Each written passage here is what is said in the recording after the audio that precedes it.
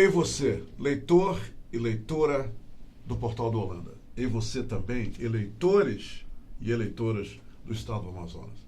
Eu estou de volta para, neste início de semana, começarmos a entrevistar os candidatos que estão acrescentando valor a este ciclo virtuoso que nós iniciamos aqui no Portal do Holanda desde o início de agosto, entrevistando vários candidatos que vêm aqui expor as suas propostas e dizer para você o que eles sentem, para facilitar ainda mais a sua escolha e que ela seja baseada na sabedoria, porque é através da sabedoria que todos os eleitores vão escolher os melhores.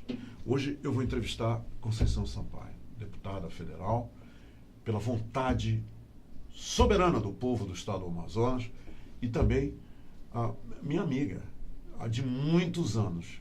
Então, essa entrevista tem um viés de nostálgico, porque há tempo que eu não a via, há tempo que a gente não se encontra, e eu tenho certeza que ela, por estar com o coração aberto, devido ao nosso reencontro fraterno, vai ser muito mais fácil, tanto para mim, que estou aqui para perguntar, quanto para ela, que está aqui para expor ideias, propostas e sentimentos para os eleitores. Por essa razão, principalmente, eu peço que você não vá embora. Você nos deu o privilégio da sua companhia, porque eu vou lucrar com isso, você também. Ela vai nos representar, se nós quisermos. Ela vai continuar fazendo isso. E a nossa escolha, nós não temos saída. Ela tem que ser acertada. E dia 7 é o grande dia. Volto já com ela, tá?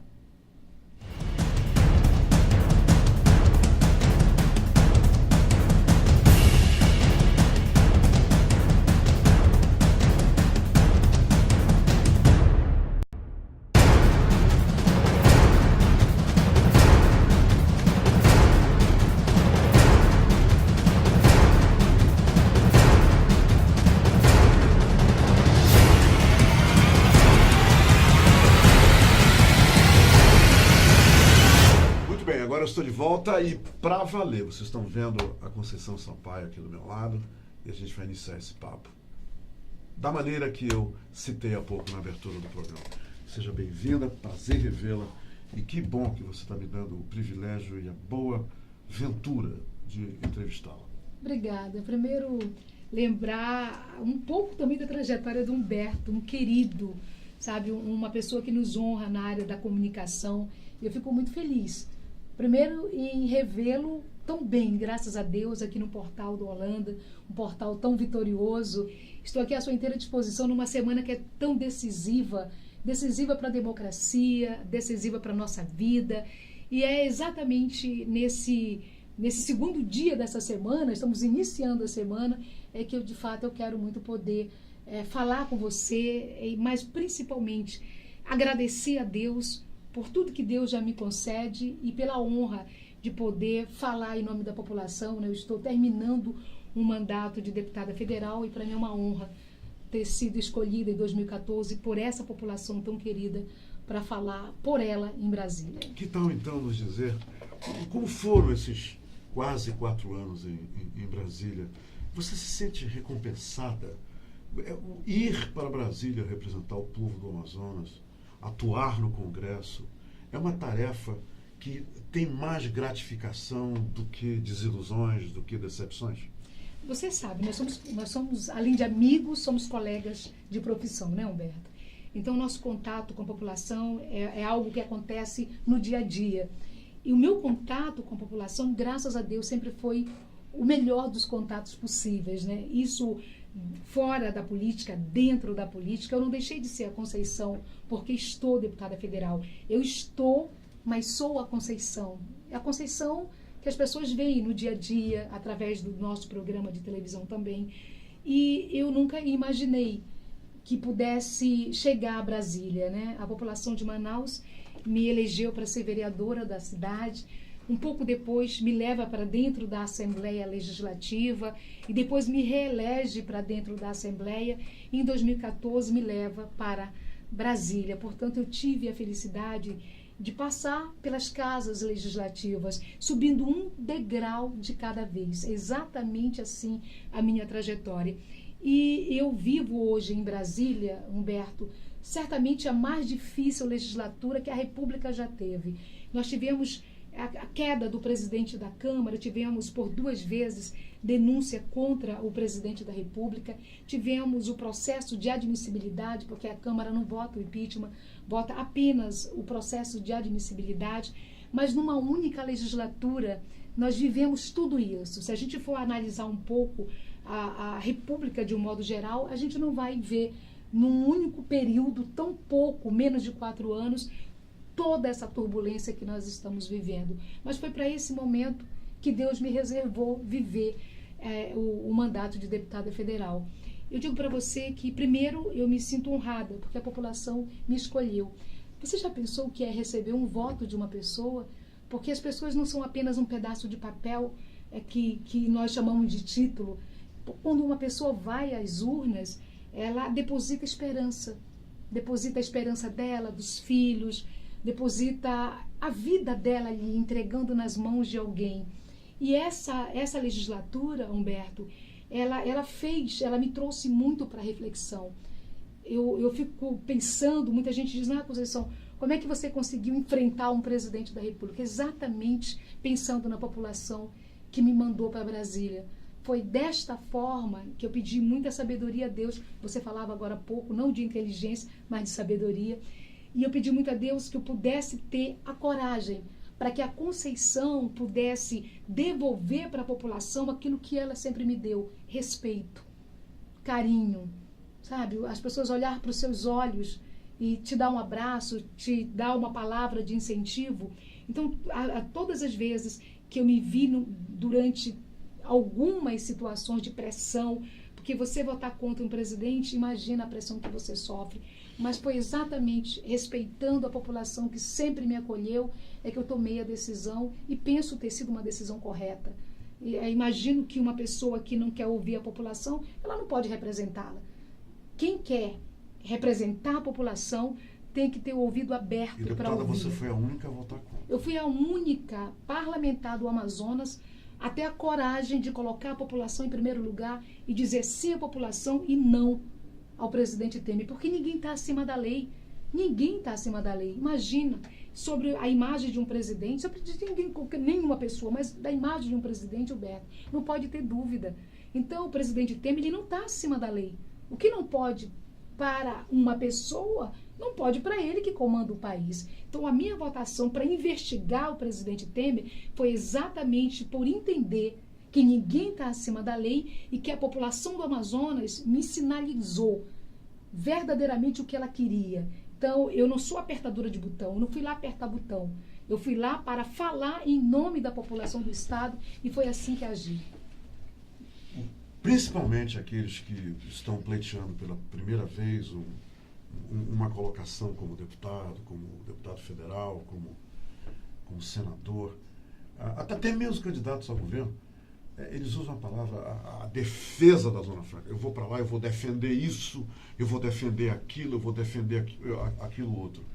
Mas me fale uma coisa, baseada na sua experiência nesses últimos 4 anos, qual é a grande batalha em Brasília? Qual é a grande defesa? Aquela que realmente importa para o povo do Amazonas? Porque os que passam aqui defendem tudo. Tudo é para ser defendido. Mas qual é a grande defesa? Eu demonstrei o que eu defendo quando tive coragem de votar contra um presidente da República e a favor da população, quando votei contra a reforma trabalhista, a favor do trabalhador e da trabalhadora, porque traz prejuízo, sim, essa reforma. Nós temos no Amazonas quase 20 milhões de pessoas desempregadas. Nós temos hoje um distrito industrial importante para todos nós sabemos, mas que de 2014 para abril de 2018, nós já tivemos perdas de postos de trabalho grandes aqui, e nós precisamos recuperar. Então, eu vejo que a maior defesa que um parlamentar precisa fazer é exatamente isso. É ouvir a população e saber o que ela te sinaliza para fazer. Agora, é lógico que nós temos uma bancada, Humberto, formada por apenas 8 parlamentares.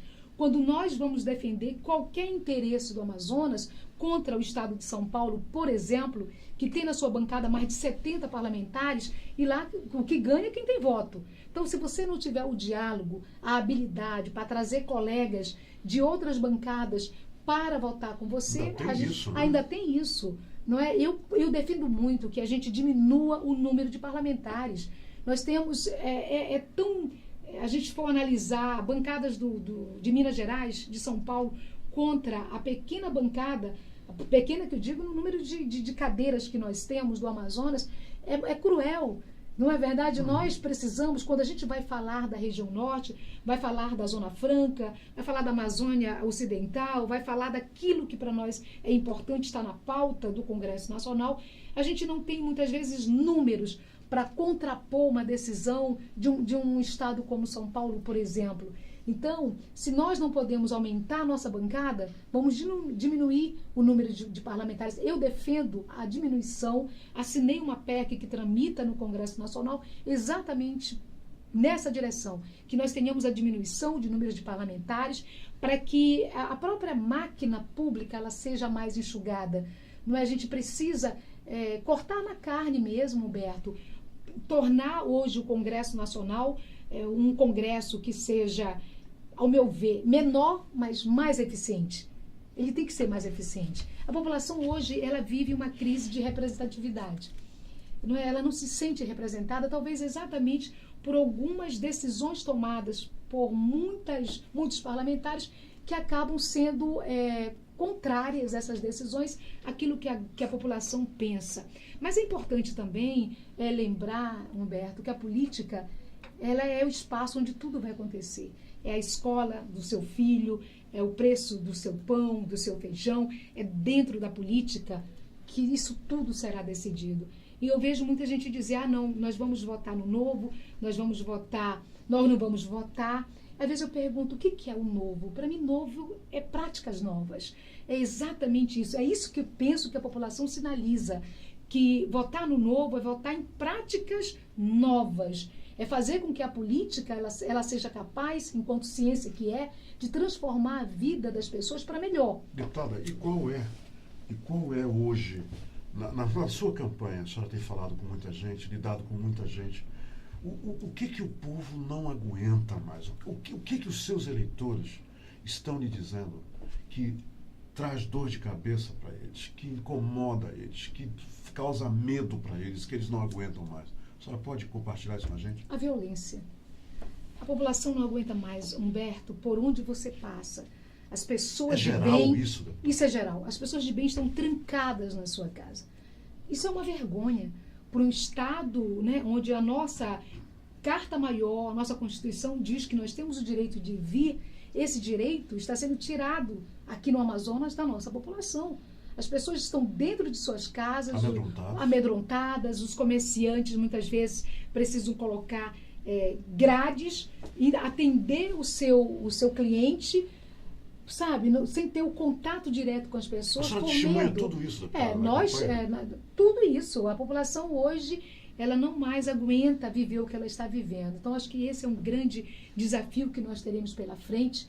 Esse é um grande problema que atinge a nossa população. O que a senhora vislumbra como solução para essa situação, para que a gente perca em Manaus essa sensação de insegurança que persegue a mim, a todo mundo, a senhora acabou de confirmar, e esse medo terrível que nos assola cada vez que saímos de casa? Eu acho que do jeito que está, nós não queremos mais. A população ela tem o direito de ter a sua vida respeitada, de poder sair, de levar o seu filho para a escola, sem estar amedrontada que vai sofrer um assalto, que alguém vem para tirar sua vida. Então, acho que isso chegou ao limite. Nós não queremos mais admitir isso como algo normal. Isso não é. E entendo exatamente isso, que nós precisamos de investimentos na área da segurança pública, investimento nos bons policiais, investimentos na prevenção da violência, aí é investimento na educação. Nós precisamos investir em educação. Não se muda um quadro da falta de segurança somente com a repressão. A repressão ela é necessária. Nós precisamos fazer a repressão, mas precisamos cuidar exatamente da base disso tudo, que é a prevenção. E se faz prevenção investindo pesado em educação.